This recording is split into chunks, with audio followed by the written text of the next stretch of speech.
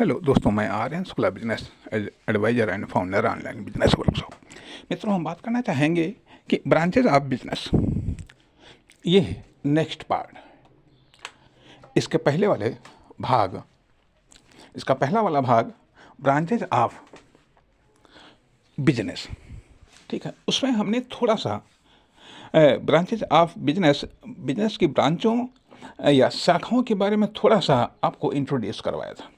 लेकिन यहाँ पर थोड़ा सा अब हम डिटेल में और जाना चाहेंगे, ठीक है। और आपको हम जोड़ते हैं ब्रांचेज ऑफ बिजनेस से।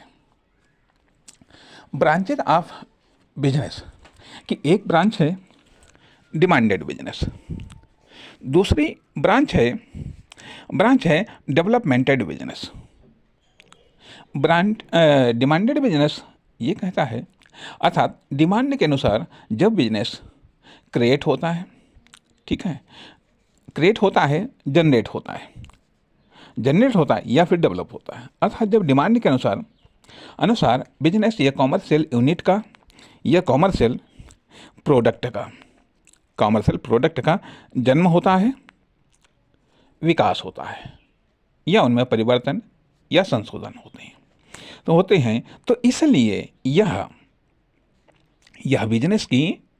बिजनेस की डिमांडेड ब्रांच है। जब डिमांड के आधार पर, अर्थात डिमांड बिजनेस को जनरेट, क्रिएट और डेवलप करती है, ठीक है।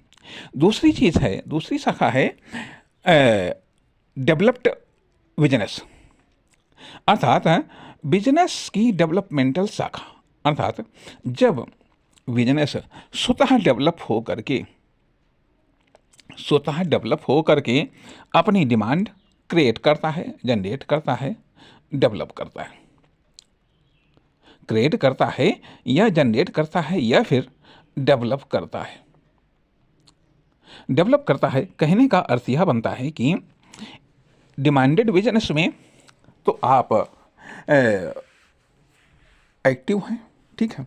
आपका बिजनेस एक्टिव है या फर्म, दुकान, कंपनी एक्टिव है, ठीक है, एक्टिव है, ठीक है। दूसरी चीज़, आप एक्टिव होना चाहते हैं तो या तो पहले आप डिमांड की स्टडी करते हैं कि किस चीज़ की डिमांड है, किस प्रोडक्ट की डिमांड है, किस क्वालिटी की डिमांड है, किस क्वांटिटी की डिमांड है। अर्थात रिसर्च ऑफ डिमांड के आधार पर आप अपने प्रोडक्ट या सर्विस या अपने मैन्युफैक्चरिंग सेक्टर को या डिस्ट्रीब्यूशन सेक्टर को या फिर आप सेल्स सेक्टर को आप निर्धारित करते हैं, डिफाइंड करते हैं, ठीक है। उसे सीमित या असीमित या फिर उसकी सीमाओं को परिभाषित करते हैं डिमांड के आधार पर, या डिमांड के आधार पर एडजस्ट करते हैं अपनी प्रोडक्टिविटी, क्रिएटिविटी, एक्टिविटी, ठीक है। तो ये है डिमांडेड बिजनेस की डिमांडेड शाखा है, ठीक है। दूसरी चीज शाखा है कि डेवलपिंग